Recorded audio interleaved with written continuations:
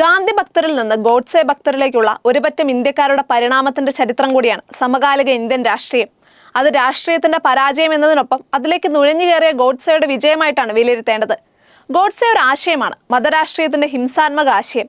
അതിനെ തൂക്കിലേറ്റാനാവില്ലെന്ന് തിരിച്ചറിഞ്ഞ് ജാഗ്രത പാലിക്കുമെന്ന് പ്രതിജ്ഞയെടുക്കുകയോ പുതുക്കുകയോ ചെയ്യേണ്ട ദിവസമാണ് നാളെ. വർഗീയതയുടെ ചപ്പുചവറുകളെ രാഷ്ട്രീയത്തിൽ നിന്നും മറ്റു പൊതു സ്വകാര്യ ഇടങ്ങളിൽ നിന്നുമെല്ലാം നിർമ്മാർജ്ജനം ചെയ്യേണ്ട രാജ്യസേവന ദിനം ഗാന്ധി ജയന്തി. ഗാന്ധി ജയന്തിയിൽ എന്തുകൊണ്ട് നാം ഗാന്ധിവധത്തെ പരാമർശിച്ചു എന്ന് ചോദിച്ചാൽ, മോഹൻദാസ് കരംചന്ദ് ഗാന്ധിയുടെ ജന്മദിനത്തെ മഹത്തരമാക്കിയത് ജനനമല്ല, അദ്ദേഹം പിന്നീട് നയിച്ച ജീവിതമാണ്. സത്യത്തിലും അഹിംസയിലും അടിയുറച്ചു നിന്ന അവിശ്വസനീയമായ രാഷ്ട്രീയത്തിൽ നിന്നാണ് മഹാത്മാഗാന്ധി പറഞ്ഞത്. ഈ രാജ്യത്തെ മുഴുവൻ മനുഷ്യരെയും ഒന്നിച്ചുണർത്തി ബ്രിട്ടീഷ് സാമ്രാജ്യത്തിനെതിരെ നേർക്കുനേർ നിർത്തുക എന്ന ഏറെക്കുറെ അസാധ്യമായിരുന്ന കാര്യമാണ് അദ്ദേഹം ചെയ്തത്. പക്ഷെ ഗാന്ധിജി ഉണർത്തിയ ദേശീയ ബോധത്തോട് അടിയറവ് പറഞ്ഞ് സാമ്രാജ്യത്വം പിൻവാങ്ങിയെങ്കിലും മതമെന്നാൽ വിദ്വേഷവും അക്രമോത്സുകതയും വികല ദേശീയതയുമാണെന്ന ആശയത്തെ പിന്തുടർന്ന നാഥുറാം ഗോഡ്സെ അഹിംസയെ അഥവാ ഗാന്ധിയെ പിന്തുടരുകയായിരുന്നു. ഗോഡ്സെ മാത്രമല്ല, ഗാന്ധിയും ആശയമാണ്. നാം ഏത് തെരഞ്ഞെടുക്കുന്നു എന്നതാണ് ഇന്ത്യയെ കാലാകാലം നിർവചിക്കുന്നത്. സ്വാതന്ത്ര്യ സമരകാലത്തുണ്ടായിരുന്ന രണ്ട് ആശയധാരകളെക്കുറിച്ച് എന്തുകൊണ്ട് ഞാൻ ഗാന്ധിയെ കൊന്നു എന്ന പുസ്തകത്തിൽ ഗോഡ്സെ പറയുന്നുണ്ട്. എല്ലാത്തിലും ഉപരി വീർ സവർക്കറും ഗാന്ധിജിയും എഴുതുകയും പറയുകയും ചെയ്തതെല്ലാം ഞാൻ സൂക്ഷ്മമായി പഠിച്ചിട്ടുണ്ട്. എന്റെ അഭിപ്രായത്തിൽ കഴിഞ്ഞ 30 വർഷത്തിനിടയിൽ ഇന്ത്യക്കാരുടെ ചിന്തയെയും പ്രവൃത്തിയെയും രൂപപ്പെടുത്തുന്നതിൽ മറ്റേതൊരു ഘടകത്തെക്കാളും ഈ രണ്ട് പ്രത്യയശാസ്ത്രങ്ങൾ കൂടുതൽ സംഭാവന നൽകിയിട്ടുണ്ട്.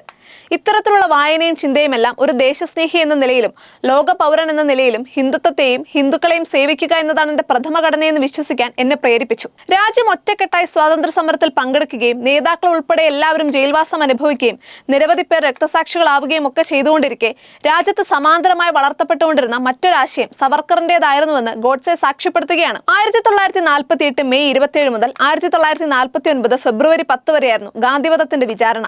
വധശിക്ഷയ്ക്ക് മേലുള്ള അപ്പീലിൽ 1949 മെയ് 5-ന് പഞ്ചാബ് ഹൈക്കോടതിയുടെ സിംല സെക്ഷനിൽ നടത്തിയ പ്രസ്താവനയിലാണ് താൻ തെരഞ്ഞെടുത്ത സവർക്കർ ആശയത്തെക്കുറിച്ച് ഗോഡ്സെ പറഞ്ഞത്. 76 വർഷം പിന്നിട്ടു.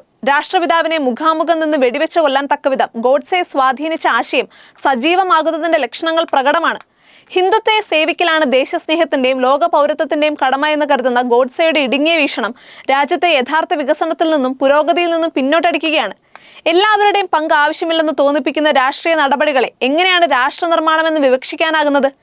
മതം രാഷ്ട്രീയത്തിൽ പിടിമുറുക്കുമ്പോൾ ഗാന്ധിജിയുടെ ആത്മകഥയിലെ ചില വാക്യങ്ങൾ ദുരുപയോഗിക്കപ്പെടാൻ സാധ്യതയുള്ളതാണ്.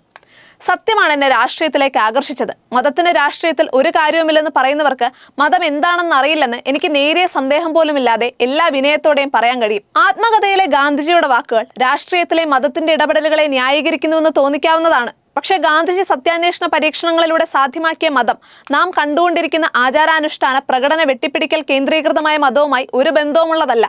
അതുകൊണ്ട് അത്യന്തം മൂല്യാധിഷ്ഠിത ആശയതലത്തിൽ ഗാന്ധിജിയുടെ മതരാഷ്ട്രീയ ബന്ധത്തെ നിലനിർത്തിക്കൊണ്ട് പ്രായോഗിക തലത്തിൽ മതത്തെ ഇന്ത്യൻ രാഷ്ട്രീയത്തിൽ നിന്ന് മാറ്റി നിർത്തേണ്ടതുണ്ട്. നമുക്ക് മതത്തെ സ്വകാര്യ വിഷയമായി നിലനിർത്തണം. അധികാരലബ്ധിക്ക് വേണ്ടിയുള്ള പോരാട്ടങ്ങളിൽ ഒതുങ്ങുന്നതല്ല രാഷ്ട്രീയമെന്ന് മതേതര രാഷ്ട്രീയ പാർട്ടികൾ തിരിച്ചറിയണം. സമൂഹ മാധ്യമങ്ങളിൽ ഉൾപ്പെടെ വളർന്നു പന്തലിക്കുന്ന മതധ്രുവീകരണത്തെ ചെറുക്കാൻ ഉത്തരവാദിത്തപ്പെട്ട രാഷ്ട്രീയ പാർട്ടികളും മതസംഘടനകളും മുൻകൈയെടുക്കണം. മതങ്ങളുടെ നിശബ്ദത വർഗീയതയുടെ ശബ്ദമായി രൂപാന്തരപ്പെടരുത്.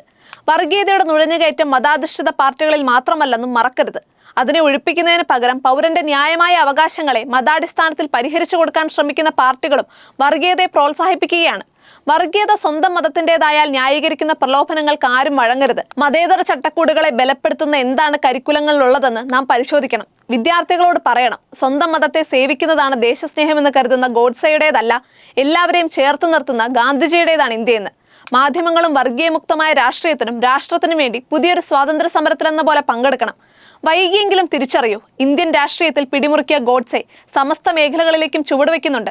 ഗോഡ്സെ തനിച്ചുവരില്ല. വെറുപ്പിന്റെയും ഇതരമത വിദ്വേഷത്തിന്റെയും അതിദേശീയവാദത്തിന്റെയും തോക്ക് അയാളുടെ മസ്തിഷ്കത്തിലും കയ്യിലും ഉണ്ടാകും. ഉചിതമായ സമയത്ത് അത് പുറത്തെടുക്കുക തന്നെ ചെയ്യും. ജാഗ്രത പാലിക്കുമെന്ന് പ്രതിജ്ഞയെടുക്കാനുള്ള ദിവസമാണ് നാളെ ഗാന്ധി ജയന്തി.